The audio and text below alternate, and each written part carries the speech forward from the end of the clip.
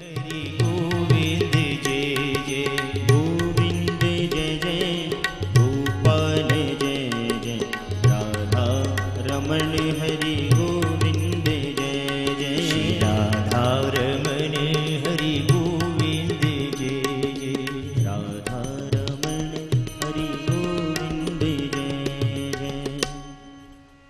पूज्य महाराज श्री का मंच पर आगमन हो चुका है। पूज्य महाराज श्री व्यासपीठ पर विराजमान हो चुके हैं।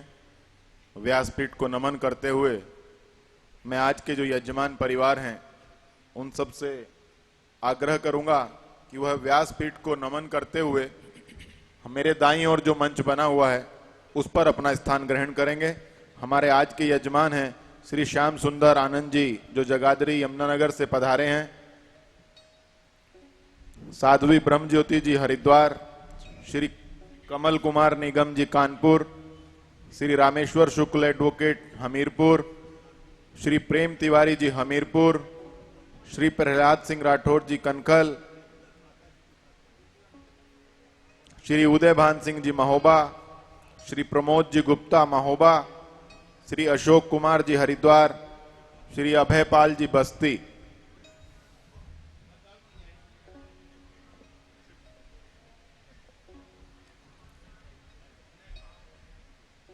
मेरा भारतीय जनता पार्टी हरिद्वार के पूर्व जिलाध्यक्ष अपने बड़े भाई आदरणीय सुशील चौहान जी से भी आग्रह है कि वह भी मंच पर आकर महाराज श्री को व्यासपीठ पर नमन करते हुए अपना आसन ग्रहण करेंगे। हमारे बीच में पूर्व विधायक श्री राजेश्वर जी उपस्थित हैं। मेरा उनसे भी विनम्र आग्रह है कि वह भी मंच पर व्यासपीठ को नमन करेंगे। हमारे मध्य में श्री श्याम सुंदर सिंह जी विधान परिषद के पूर्व सदस्य हैं, झांसी से पधारे हैं। मेरा उनसे भी आग्रह है कि वह भी मंच पर आकर व्यासपीठ को प्रणाम करते हुए अपना स्थान ग्रहण करेंगे। आदरणीय श्री राजेश शुक्ला जी बांदा, श्री हर्षवर्धन जी लखनऊ, श्री वीरेंद्र सिंह जी लखनऊ, श्री अजीत सिंह जी लखनऊ से पधारे हैं, श्री शैलेंद्र जी भी लखनऊ से पधारे हैं। डॉक्टर प्रमोद जी हैं जो प्रयाग से हम लोगों के बीच में पधारे हैं, उनसे भी मेरा विनम्र आग्रह कि वह भी व्यासपीठ को प्रणाम करते हुए अपना स्थान ग्रहण करेंगे। श्री जितेंद्र सिंह जी जो विष्णु गार्डन कनखल से पधारे हैं, श्री अभय प्रताप सिंह जी बस्ती, उनसे भी मेरा विनम्र आग्रह कि मंच पर आकर व्यासपीठ को प्रणाम कर अपना स्थान ग्रहण करेंगे। राजकुमार मिश्रा जी जो चंडीघाट से पधारे हैं, उनसे भी मेरा विनम्र अनुरोध। एबीवीपी गोरखपुर से श्री कमलेश शर्मा जी, श्री दयानंद गौतम जी रुड़की से पधारे हैं और अपने मिशन के कार्यकर्ता हैं आदरणीय यशवंत सिंह जी और अर्पित मिश्रा जी। उन दोनों से भी विनम्र अनुरोध कि व्यासपीठ पर आकर आशीर्वाद लेकर अपना स्थान ग्रहण करेंगे।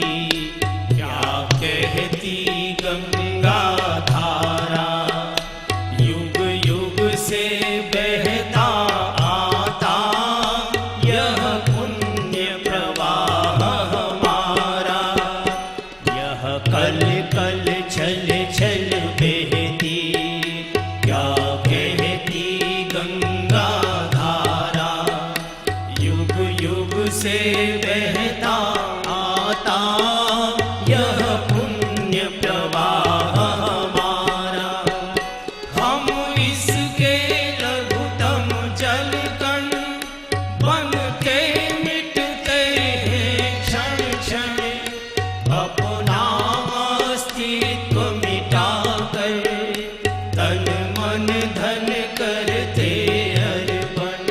बस लोग हमसे इसीलिए नाराज रहते हैं। हमें बस यही कमी है कि हम कुछ जो होता है सच्चा हम साफ साफ बोल देते हैं, आपको अच्छा लगे चाहे बुरा लगे, चाहे सुनने वाला फिर बेचारा ग्लानी में गंगा जी में क्यों न डूबे जाके, हमको इससे मतलब नहीं। ऐसा सत्य मत बोलो जो किसी के प्राणों का हरण करे, जो किसी को चोट दे। इसका अर्थ ये नहीं कि मीठा झूठ बोलें आप, इसका अर्थ ये नहीं। कभी कभी कड़वा सत्य भी बोला जाता है, और वास्तव में सत्य ये है कि अगर आप मौन हो गए, आपका मौन भी आपके सत्य को उद्घाटित कर देगा। जैसे कोई सच्ची घटना है और दो लोगों में विवाद हो रहा है और तीसरा कहता है आप बताइए, आपको तो मालूम है। अब आप जिसके बारे में आप बताने जा रहे हैं वो कोई आदरणीय सज्जन है, कोई बड़े बड़े सम्माननीय सज्जन है, समाज में जिनकी प्रतिष्ठा है, लेकिन कोई न कोई से भूल गलती हो गई है और सामने वाला उसे उनको नंगा करना चाहता है। नहीं सर आप बताइए, आपको तो मालूम है ना। तो अगर आप समझदार हैं और शीलवान हैं, कुछ बोलेंगे नहीं, मुस्कुरा जाएंगे। कुछ बोलेंगे नहीं, मुस्कुरा, आपकी मुस्कुराहट उसको प्रकट कर दे। लेकिन हमको सत्य की चिंता कम होती है, सत्यवादी के प्रचार की चिंता ज्यादा होती है। लोग कहें साहब खरा आदमी है, वो किसी की परवाह नहीं करता है, अच्छे अच्छे के मुंह पे बोल देता है। ये बुद्धिमत्ता नहीं है, ये समझदारी नहीं है, ये अहंकार है। और अहंकारी व्यक्ति परोपकारी नहीं होता, करुणावान नहीं होता, किसी का हित नहीं कर सकता। अहंकारी हमेशा किसी न किसी प्रकार से व्यक्ति का अहित करता है। सत्य भी कई बार अहितकर हो जाया करता है।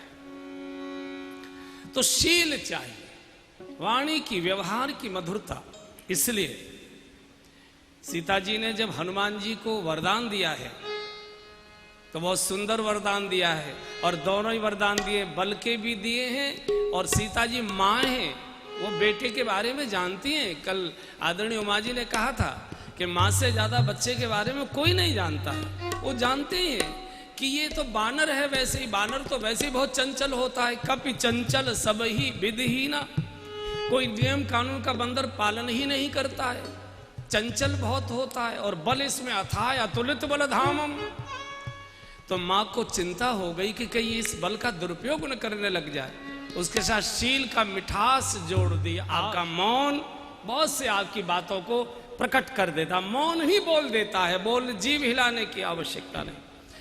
तो सत्य के साथ शील चाहिए।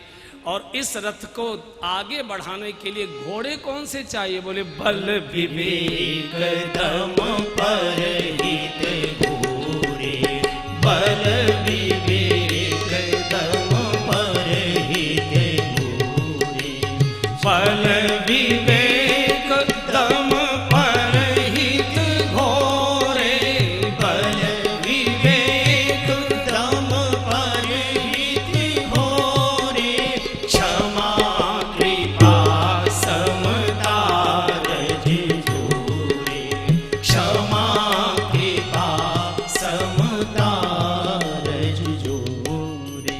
इस रथ को आगे बढ़ाने के लिए घोड़े कौन से चाहिए? धर्म रथ को आगे बढ़ाने के लिए गुण कौन से चाहिए?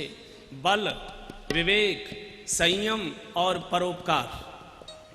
ये चार सद्गुण चाहिए घोड़ों के रूप। देखिए बल का रूप क्या है? बल किसे कहते हैं? बल कहते हैं जहां किसी भी प्रकार की न तृष्णा है न कामना है। कामी निर्बल होता है, कामी बहुत कमजोर होता है, बहुत निर्बल हो, जिसकी कोई भी कामना है वो गिड़गिड़ाता रहेगा। दो दो कौड़ी के लोगों के सामने गिड़गिड़ाना पड़ता है, मैं देखता हूं। तो जहां किसी भी प्रकार की न तृष्णा है न कामना है वो बलवान है। हमारे वृंदावन के एक बड़े संत हुए हैं श्री चैतन्य कृष्णाश्रय तीर्थ जी महाराज, जिनको पुराने लोग जानते हैं। अतुल कृष्ण गोस्वामी जी करके वो प्रसिद्ध थे। भारतवर्ष के बहुत दो चार जो विद्वान थे उनमें से वो एक थे। उन्होंने बड़ा सुंदर सूत्र दिया। बोले भाई देखो एक सिद्धांत है, जहां कृष्णा नहीं तृष्णा, जहां तृष्णा नहीं कृष्णा, ये नियम। जहां तृष्णा नहीं कृष्णा, जहां कृष्णा नहीं तृष्णा। बल कहते न जहां राग है न रोष है। भगवान जब वनवास हुआ है तो भगवान का स्वरूप देखो, मुख प्रसन्न मन रागन रोष, मुख प्रसन्न मन राग। किसी प्रकार का राग रोष कुछ नहीं।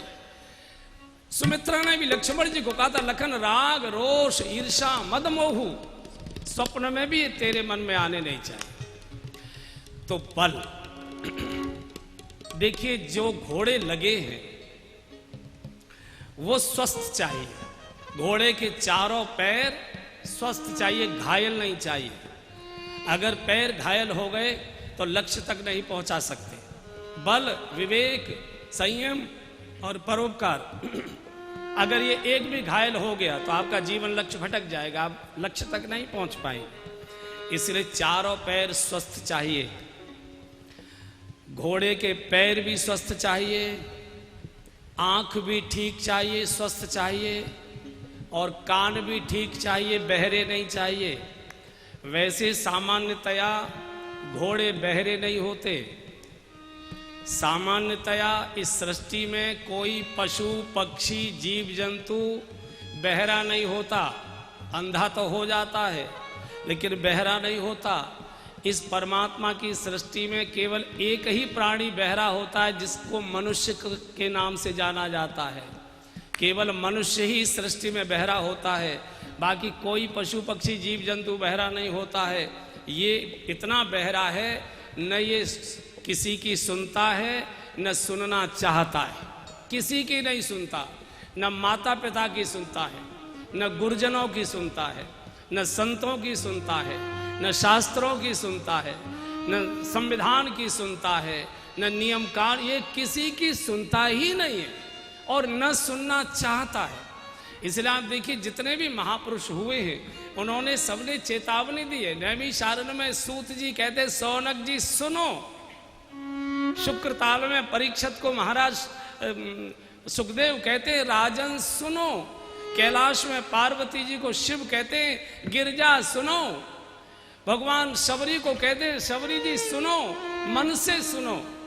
धरु मन माई, सावधान सुन, धरु मन माई। लखन, मन और चित्त लगाकर मैं जो बोल रहा हूं उसे सुनो। सुनो तात मन मति चित्त लाई। इसलिए सबको, भगवान को भी कहना पड़ गया, सुनो। मुझे लगता है ओशो की किसी ने मुझे पुस्तक दी, उसमें था कि भगवान बुद्ध जब सायंकाल का प्रवचन कर देते थे तो फिर उसके बाद हाथ उठाकर, जैसे हम लोग हे प्रभु तेरी अपार कृपा, ऐसा हम लोग जो बोलते हैं, तो वो कराया करते थे 3 बार क्रिया। हे प्रभु, हे भगवान, जो भी बोलते होंगे, हे प्रभु सारे समाज का, सारे जगत का कल्याण करो, सबकी रक्षा करो, सबको आनंद दो, सबको सुख दो, सबका कल्याण करो। ऐसा उनका नियम था अपने रात्रि के प्रवचन के बाद। तो एक सज्जन हरिद्वार के पास के थे, तो वो भी गए, उसमें रायवाला वगैरह के दर के थे, वो भी गए। बोले सर भगवान एक निवेदन पूछ लूं? बोले हाँ बोलो। बोले ये तो बहुत अच्छा आपने सूत्र दिया है कि सबका कल्याण हो, लेकिन अगर मैं इसमें थोड़ा बदल के बोल दूं तो? बोले क्या, तुम्हारा मतलब क्या है? बोले अपने पड़ोसी को छोड़कर अगर मैं बोल दिया करूं तो ये ठीक रहेगा कि नहीं रहेगा? क्योंकि पड़ोसी ने मेरी नाली का पानी रोक रखा है, मेरी नाक में दम कर रखा है उसे। तो भाई बहुत मुश्किल है, बहुत सबके प्रति प्रेम भाव। हमारे उड़िया बाबा कहा करते थे, जिसका पड़ोसी से प्रेम हो गया उसका परमात्मा पड़ोसी हो जाया करता है। सामान्यतः पड़ोसी से किसी की बोलचाल नहीं होती, जिसका पड़ोसी से प्रेम हो गया उसका परमात्मा पड़ोसी। तो बल विवेक दम परहित घोरे, क्षमा कृपा समता रज जोरे, इन चारों घोड़ों को बांधने के लिए डोरी कौन सी चाहिए? बोले क्षमा कृपा और समता की डोरी से बंधे हों। डोरियों का दर्शन अब कल प्रातःकाल ठीक 10 बजे। इस समय कथा को विराम दे, अभी खड़े मत हो, अभी गंगा जी की स्तुति गाएंगे। और देखिए ना, 2 विभूतियां विराजमान हैं, रावतपुरा सरकार विराजमान है, पूज्यपाद स्वामी चिन्मयानंद जी महाराज विराजमान है। एक बार गंगा स्तुति गाइए। यह कल कल छल छल बहती, क्या कहती गंगा धारा, युग युग से बहता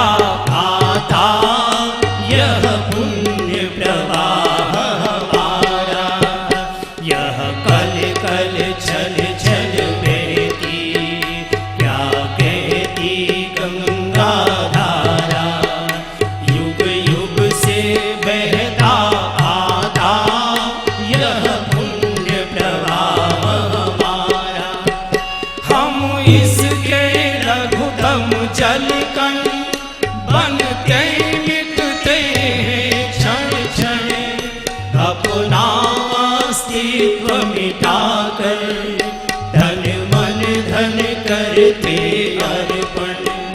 हम इसके लघुतम जल कण बनते मिटते हैं क्षण क्षण।